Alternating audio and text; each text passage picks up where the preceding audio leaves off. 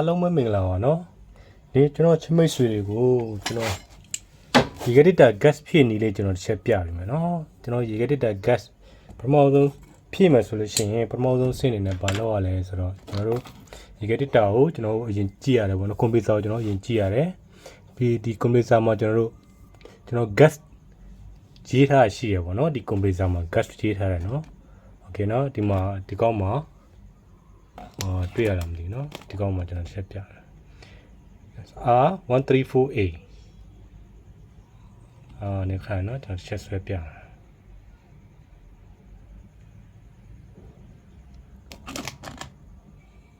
ကဲတွေ့ရလားမသိเนาะဒီမှာ R134A ဒါသူ့မှာကျွန်တော်ဒီကွန်ပျူတာတွေမှာရေးထားရပါเนาะ gas ဘာ gas ထည့်ရမယ်ဆိုတာတော့တကယ်လို့သူဒီမှာရေးထားတော့ R6 ဆို R6 gas ထည့်ရမယ်ကျွန်တော် R134A ဆို R134A R12 ဆိုလို့ရှိရင်လည်း R12 ပေါ့နော်ကျွန်တော်အဲ့လိုမျိုးထည့်ရမယ်နော်ကိုထည့်ချင်တဲ့ဥစ္စာထည့်လို့မရဘူးပေါ့နော်ဒါကွန်ပျူတာတွေမှာကျွန်တော်ရေးထားရပေါ့နော်ဒါပထမဆုံးစင့်နေတယ်ကျွန်တော်ဒီလိုကြည့်ရမယ်နော်โอเคနော်နောက်တစ်ခုကျွန်တော်တို့ကအခုဒီကောင် gas ဖြစ်မယ်ဆိုလို့ရှိရင်ကျွန်တော်တို့ gas ဘယ်လောက်ထည့်ရမလဲဒီထဲကိုဒီရေခဲတစ်တာထဲကိုပေါ့နော်ဒီအိုးတော့ကျွန်တော် gas ဘယ်လောက်ထည့်ရမလဲโอเคကျွန်တော်တို့ကအဲ့ဒါကိုပုံမှန်ကြည့်မယ်ဆိုတော့ကျွန်တော်တစ်ချက်ပြန်ပြရမယ်နော်ခဏလေးအဲ့ဒါကိုကျွန်တော်ပုံမှန်ကြည့်မယ်ဆိုရင်ကျွန်တော်ဒီရေခဲတစ်တာရှေ့မှာတကားမှာရှိရပေါ့နော်ရေခဲတစ်တာရှေ့မှာတကားမှာရှိရကျွန်တော်ဒီမှာလာကြည့်မယ်โอเคကျွန်တော်ဒီမှာတကားဖွင့်ပြီးကျွန်တော်တစ်ချက်ပြမယ်သူ့မှာရေးထားရှိရပေါ့နော်ဒီမှာโอเคဒီမှာရေးထားရှိရကျွန်တော်ဒီရေခဲတစ်တာကိုကျွန်တော် block ဖြည့်ရမယ်ဆိုတော့ဒီမှာလာကြည့်ပေါ့နော်ဒီတကားအတွင်းထဲမှာရှိရပေါ့နော်โอเคဒီမှာရေးထားတယ်လားကျွန်တော် 90A ဆိုပြီးရေးထားတယ်လားနော် 90A โอเคကျွန်တော်တို့အဲ့ဒါကိုကျွန်တော်တို့ကဟိုတူတိုင်းထည့်ပေးရပါဘောနော် 90A ဆိုလို့ရှိရင်ကျွန်တော်မီတာနဲ့ထည့်မယ်ဆိုကျွန်တော်10နီးပါးလောက်ရှိရပါတော့ကျွန်တော်10နီးပါးလောက်မှရှိရပါတော့โอเคနော်ကျွန်တော်တို့ကဒုတိယဆင့်နေနဲ့ကျွန်တော်တို့ gas ဘယ်လောက်ထည့်ရမလဲဆိုတော့ကျွန်တော်ကြည့်ရမယ်โอเคတတိယဆင့်နေနဲ့ကျွန်တော်တို့ကဒီကောင်ကိုPQ လောက်ရမယ်ကျွန်တော်တို့ဒီထဲရဲ့လေကိုကျွန်တော်စုပ်ထုတ်ရမယ်เนาะလေမစုပ်လို့မရဘူးပေါ့เนาะဒီကောင်လေစုပ်ထည့်ရမယ်လေစုပ်ထုတ်ရမယ်โอเคကျွန်တော်ပထမဆုံးတစ်နေကျွန်တော်လေစုပ်မယ်เนาะကျွန်တော်ဒီကောင်PQ set ပေါ့เนาะ PQ motor ပေါ့เนาะဒီကောင်ဒါလေစုပ်တဲ့ကောင်ပေါ့เนาะသူထဲထဲမှာရှိတဲ့လေတွေအကုန်လုံးကျွန်တော်တို့ကအရင်စုပ်ထုတ်ပြရမယ်เนาะโอเคเนาะကျွန်တော်ဒီကောင်နဲ့ကျွန်တော်စုပ်မယ်ကျွန်တော်ဒီခံနဲ့ကျွန်တော်ဒီကောင်မှာတက်မယ်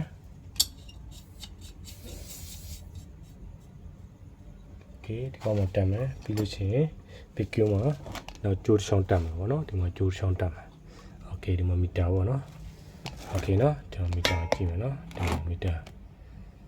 โอเคကျွန်တော် plug ဖွင့်မယ်ဒီကောင်အရင်ဒီကောင် PQ အရင်ကျွန်တော်ဆော့ရမယ်နော်ဒီလို့ရှိရင်ကျွန်တော်ဒီမီတာလေးကိုကျွန်တော်ကြည့်ထားပါတော့မီတာလေးကြည့်တာကျွန်တော်မီတာလေးကဒီကောင်လေးကဒီနေ့အောက်ရောက်သွားပြီအောက်မှာရောက်သွားပြီဒီကောင်ရက်နေပြီဆိုတာလည်းကျွန်တော်တို့ကဒီ PQ set ကိုကျွန်တော်ပိတ်လို့ရတယ်เนาะကျွန်တော် PQ set ကိုပိတ်မယ်ဆိုလို့ရှိရင်ကျွန်တော်တို့အရင်ဆုံးဒီကောင်အရင်ဆုံးပိတ်ရတယ်ပေါ့เนาะဒီမီတာကိုကျွန်တော်အရင်ဆုံးပိတ်ရတယ်เนาะမီတာဘက်ကိုကျွန်တော်အရင်ဆုံးပိတ်ရတယ်ပိတ်ပြီးတော့မှဒီကောင်မှာပိတ်လို့ရှိရင်ကျွန်တော်လေပြန်ထပ်သွားမှာเนาะလေထဲပြောင်းဝင်သွားမှာသူကပိတ်လို့ရှိရင်အရင်ဆုံးဒီကောင်ပိတ်ပြီးတော့မှတော့ဒီ PQ set ကိုကျွန်တော်ပိတ်မယ်เนาะတော့ PQ လုပ်တယ်ဆိုတော့ခဏလေးတော့စောင့်မယ်เนาะโอเคเนาะ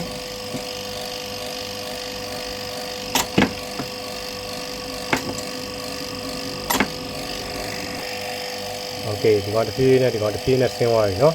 ဒီအောက်ကိုရောက်လာပြီတလားโอเคကျွန်တော် gas ထည့်မယ်ဆိုကျွန်တော်တို့ကရေခဲတက်တစ်လုံးကျွန်တော် gas ထည့်မယ်ဆိုထည့်ချင်တိုင်းထည့်လို့မရဘူးเนาะကျွန်တော်ကသူ့ limit ရှိရเนาะအများကြီးပို့ထည့်လိုက်လို့ရှိရင်လည်းကျွန်တော်ဟိရက်တက်သွားတတ်တယ်เนาะသူ့ limit နဲ့သူထည့်ရတယ်အခုဒီကောင်မှာရှေ့မှာရေးထားတယ်ကျွန်တော်98ပေါ့เนาะ98လို့ရေးထားတယ်ကျွန်တော်တို့ဒီ98ဆိုလို့ရှိရင်ကျွန်တော်ဘာနဲ့ကြည့်မလဲကတ်ထည့်တဲ့ချိန်ကျရင်ကျွန်တော်တို့ရှိမှတကယ်လို့ဒီမှာဒီလိုမျိုးမီတာကလပ်မီတာတော့ဘာမှမရှိဘူးဆိုလို့ရှိရင်တော့ကလပ်မီတာနဲ့ဆိုလို့ရှိရင်ဒီမှာအမ်ပီယာမှာကြည့်ပြီးတော့ကြည့်လို့ရတယ်အမ်ပီယာမှာထားပြီးကျွန်တော်တို့ထည့်လို့ရတယ်เนาะဒီကောင်90အမ်ပီယာကိုကျွန်တော်ဒီမှာနံပါတ်လေးဒီနောက်မှာဖတ်လိမ့်မယ်တော့90ထိကျွန်တော်ထည့်ပြီးလို့ရတယ်เนาะโอเคเนาะကျွန်တော်တကယ်လို့မရှိဘူးဆိုလို့ရှိရင်ကလပ်မီတာမရှိဘူးဆိုလို့ရှိရင်ကျွန်တော်ကဒီမီတာကိုကြည့်ပြီးတော့ ကျွန်တော်ဒီမှာ10တိထည့်လို့ရတယ်ဟုတ်လားဘာလို့298ကကျွန်တော်ဒီ10ပတ်ဝန်းကျင်မှာရှိတယ်ဒီနားက10တိကျွန်တော်ထည့်ပြီးလို့ရတယ်နော်မြင်ရလားမသိဘူးနော်โอเคဒီမှာရေးထားတယ်လား10ကျွန်တော်ဒီ10တိကျွန်တော်ထည့်ပြီဟုတ်ပြီနော်ဒီနား10တိအဲ့ဆိုလို့ရှိရင်သူ90ပတ်ဝန်းကျင်ကျတယ်ပေါ့နော်ကျွန်တော်တို့တိုင်းတာကျွန်တော်တို့အများနဲ့ထည့်နေကြဆိုတော့ကျွန်တော်သိရပါတော့ကျွန်တော်ဘလော့ဘယ်နေရာမှာထားပြီးထည့်ရမှာလဲကျွန်တော်ရှင်းပြလို့ရှိရင်ဒီအမီတာတိုင်းပြီးတော့အမီယာနဲ့ကျွန်တော်တိုင်းပြီးတော့ထည့်ရမလို့ပေါ့နော်ကျွန်တော်အများနဲ့ထည့်နေကြဆိုတော့ကျွန်တော်ဒီကောင်နဲ့တိုင်းရမလို့ပေါ့နော်ဒီကောင်နဲ့တိုင်းမယ်ဆိုလို့ရှိရင်ကျွန်တော်တို့ဘယ်မှာထားရမလဲဆိုလို့ရှိရင်ကျွန်တော်ဒီမှာဒီကောင်မှာဝါယာကျိုးအနီချောင်းမှာကျွန်တော်ဒီကောင်ရှိတ်လိုက်မယ်ဒီကောင်လေးထည့်လိုက်မယ်အနီဒီချောင်းထဲမှာပဲတစ်ချောင်းထဲမှာပဲထည့်ပြီးလို့ရှိရင်ကျွန်တော်ဒီမှာအမီယာမှာထားမယ်အမီယာမှာထားပြီးတော့ကျွန်တော် gas ထည့်မယ်နော်โอเคနော်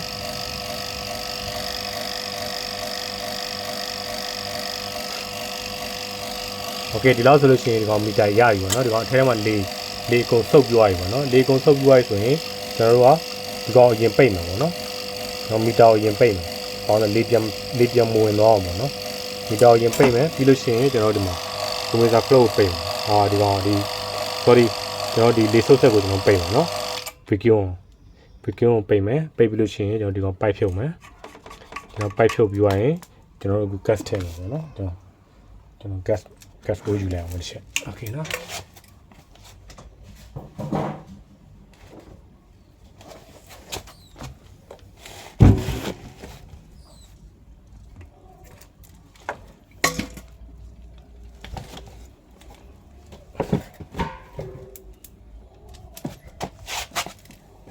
โอเคကျွန်တော်ဒီမှာ gas ဦးမှာကျွန်တော်ရင်တက်မှာเนาะခဏလေးပေါ့နော်ဒီကောင် gas ကဒီမှာကျွန်တော်ရေးတာရှိရเนาะ134A โอเคเนาะကျွန်တော်ဒီ gas ထည့်ရမယ်เนาะโอเคကျွန်တော်ထည့်မယ် gas ဘလောက်ထည့်မယ်ပေါ့နော်ကျွန်တော်အခု gas စထည့်မယ်เนาะ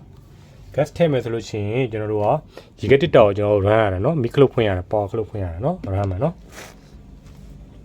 ကျွန်တော်လောလောဆယ်မဖွင့်ခင်မှာကျွန်တော်နည်းနည်းရင်ထည့်လိုက်ပါတော့။ gas မထည့်ခင်မှာကျွန်တော်ဒီမှာဒီပိုက်ထဲမှာကျွန်တော်လေတွေပဲကြံသေးလားဆိုတော့ကျွန်တော်နည်းနည်း gas ကိုနည်းနည်းလေးထုတ်ပေးလိုက်မယ်ကျွန်တော်။ Okay လောက်ဆိုရပြီเนาะ။ဘာလို့လေတွေပဲခုန်နေရတော့ဆိုလို့ရှိရင်ဒီကောင်မအေးတာရှိရပါတော့။ Okay အဲ့ဆိုရင်ကျွန်တော်ဒီကောင် gas ကိုအရင်ဆုံးကျွန်တော်ပေါင်ခလုတ်မဖွင့်သေးဘူးပေါ့နော်။ကျွန်တော်အရင်ဆုံး gas နည်းနည်းထည့်လိုက်မယ်ကျွန်တော်။ Okay ပြီးလို့ရှိရင်ကျွန်တော်ရေခဲတစ်တာပေါခလုတ်ဖွင့်မယ်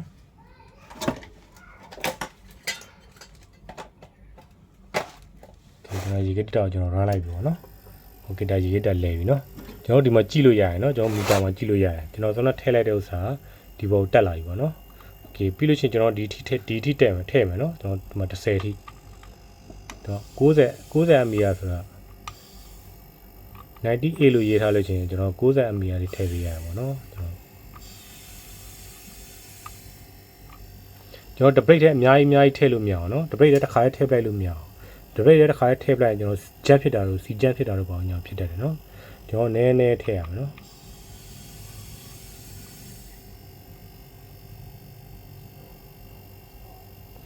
နောက်ဒီလိုမျိုး gas ဖြစ်နေတဲ့အချိန်ကျရင်ကျွန်တော်ရှေ့တကားတွေပါတယ်အကုန်လုံးပိတ်ထားမယ်เนาะ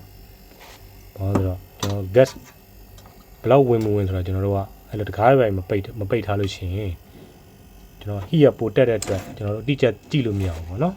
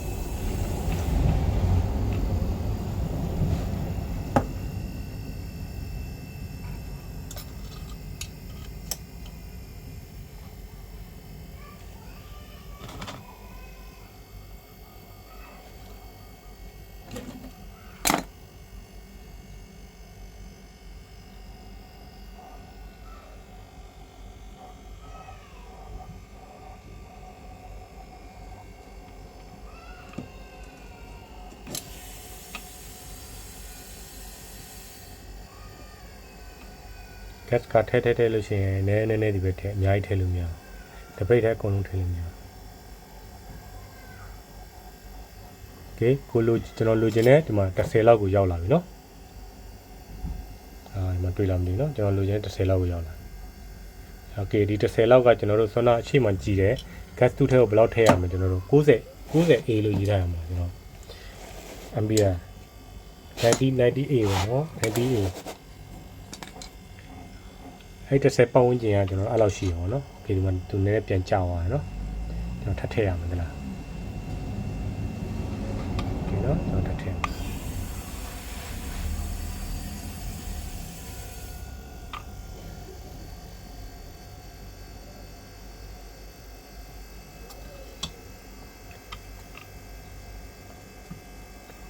နောက်တစ်ခုကျွန်တော်တို့ gas ကကျွန်တော်တို့တော်ကြသုံးရပါတယ် gas တွေကဒီကเนาะကျွန်တော်တို့10နှစ်လောက်လည်းသုံးလို့ရတယ်ကျွန်တော် gas ကတော်ကြသုံးရတယ်ကျွန်တော်တို့ gas ဟိုပေါ့เนาะဥမာနှစ်လောက်လေးနဲ့ gas မရှိတော့တာတော့ပါလို့ဆိုလို့ရှိရင်ကျွန်တော် gas ခေါ်ထည့်မယ်ဆိုလို့ရှိရင်ကျွန်တော်သတိထားပါเนาะ gas ခေါ်ထည့်ရ gas ထည့်တဲ့သူကတော့သူကထည့်ပေးသွားမှာပဲဒါပေမဲ့ကျွန်တော်တို့ကဘာလို့သူကရိုက်အမြန်ကုန်တယ်ဆိုတော့မရှိရအောင်เนาะဘယ်လိုပြောမလဲပေါက်တာတော့ပါလို့ဆိုလို့ရှိရင်တော့ကုန်တော့ပေါ့เนาะအဲ့တော့ကျွန်တော်တို့ကအခု3-5လနဲ့ gas မရှိတော့တခါခေါ်ထည့်ပြီးရင်ပြန်ပြီး gas ကုန်သွားလိုက်ဆိုတော့အထဲမှာပေါက်နေတာကိုမသိဘူးဒါပေမဲ့ gas ခေါ်ထည့်တဲ့သူကတော့သူအပြစ်ပြောလို့မရဘူး gas ထည့်တဲ့သူကသူက gas ထည့်သွားမှာပဲကျွန်တော်တို့သိရမလားဒါပေမဲ့ကိုယ်စာကိုတခြားစစ်ခိုင်းမှာနော် service တခြားစစ်ခိုင်း gas ကုန်တာဘာကြောင့်လဲကျွန်တော်တို့ဒီလိုမျိုးတွေကျွန်တော်စိတ်ကမှာပေါ့နော်အဖြေရှားပေါ့နော်ကျွန်တော်တို့အတွင်းထဲမှာကျွန်တော်ခုနစာပိုက်တွေပါပေါက်နေလားဒီလိုမျိုးကျွန်တော်အဖြေရှားပေါ့နောက်ပြီးတော့ကျွန်တော်ဂေးစော်တဲ့နေရာတွေမှာကျွန်တော် gas စိတ်နေလားဒါမျိုးတွေကျွန်တော်ကြည့်ရမှာနော်ဘာလို့လဲဆိုတော့ကျွန်တော် gas ကတော်တော်ကြသုံးရတဲ့အတွက်ပေါ့နော် Okay ကျွန်တော်အခုဒီမှာကျွန်တော်ကြည့်လိုက်တာဒီမှာ10ရောက်သွားပြီတဲ့နော်ဒါဆိုတော့ကျွန်တော်တို့ရှေ့မှာကြည့်တဲ့ 90A လောက်ဖြစ်သွားပြီပေါ့နော်ဒါခန့်မှန်းကြည့်ပေါ့နော်ကျွန်တော်ဒီရှေ့မှာသူတို့ရေးထားလို့ရှိရင်ဒါတွေကကျွန်တော်တို့အခုကျွန်တော်ဒီကောင်ပဲကြည့်တယ်ဆိုတာကဘာလို့လဲဆိုတော့ကျွန်တော်တို့အမြဲထည့်နေရဖြစ်တဲ့အတွက်ဒီလောက်ပတ်ဝန်းကျင်ပဲရှိရပါတော့ဘာလို့လဲဆိုတော့ 90A ဆိုတာအဲ့တော့ကျွန်တော်ဒီမှာဒီကောင်နဲ့ကြည့်လို့ရတယ်နော်မီတာနဲ့ကြည့်လို့ရတယ်ကလပ်မီတာနဲ့ကြည့်လို့ရတယ်နော်ကျွန်တော်တို့ကလပ်မီတာနဲ့ကြည့်လို့ရှိရင်ကျွန်တော်ဒီကောင်တွေကိုဖွင့်ပြီးတော့ဒီထဲဝါယာကိုကျွန်တော်ဒီကောင်နဲ့ရှိတ်ရမယ်ကျွန်တော်ဒီကောင်နဲ့ရှိတ်ပြီးတော့ဒီမှာအမီယာမှာထားပြီးကျွန်တော်ရှိတ်လို့ရတယ်နော်โอเคနော်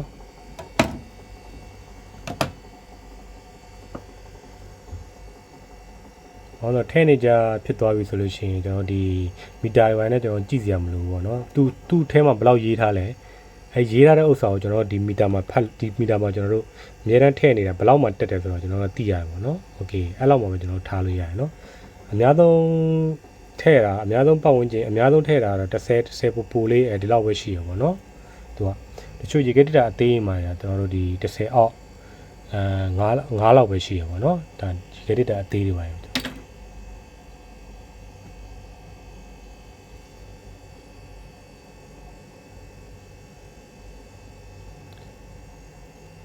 ဒါဆိုလို့ရှိရင်ကျွန်တော်တို့အတွင်းထဲမှာကျွန်တော်တစ်ချက်သွားကျင်ဒါ gas ဖြည့်လို့ပြီးပြီเนาะဒါ gas ဖြည့်လို့ပြီးပြီ gas ဖြည့်လို့ပြီးပြီဆိုတော့ကျွန်တော်အတွင်းထဲမှာကျွန်တော်တစ်ချက်ကြည့်မယ်ဒီကောင်အေးဝင်ပေါ့เนาะโอเคဒီမှာအေးလိုက်လာပြီတွေ့လားမသိเนาะဒီမှာအေးလိုက်လာပြီလားကျွန်တော် gas ထည့်လိုက်တဲ့အတွက်ဒီမှာအေးလိုက်လာကျွန်တော်ဒီကောင် gas ရှိရမရှိဘူးဆိုတော့ရန်တိတာရယ်เนาะဟော gas ရှိရဆိုလို့ရှိရင်ကျွန်တော်ဒီကောင်မှာသူကအဖြူလမ်းကြောင်းဖြစ်သွားတာပေါ့နော်အဖြူတွေဖြစ်သွားတာပေါ့နော်โอเคเนาะဒီကောင်မှာ gas โอเคဒီကောင်အေးသွားပြီပေါ့နော်ဒါ gas ဖြည့်ပုံဖြည့်နေပေါ့နော်ဒီလောက်ဆိုလို့ရှိရင်ကျွန်တော်ရှင်းနေကိုနားလဲသဘောပေါက်မယ်လို့ထင်ပါတယ်เนาะနောက်ဗီဒီယိုကြားရလို့ရှိရင်လည်းကျွန်တော်ပို့ပြီးတော့ဒီထက်နောက်ဗီဒီယိုကြားလို့ရှိရင်လည်းကျွန်တော်တခြားဥစ္စာလေးတွေကျွန်တော်တေချာတင်ပေးမယ်เนาะအားလုံးပဲဒီလောက်ဒီနေ့တော့ဒီလောက်ပါပဲเนาะ Okay gas ဖြည့်ပုံဖြစ်နေကိုချင်းညီကိုတွေဒီလောက်ဆိုလို့ရှိရင်နားလဲသဘောပေါက်မယ်လို့ထင်ပါတယ်เนาะအားလုံးပဲဒီလောက်ပါပဲเนาะဘိုင်ဘိုင်ပါ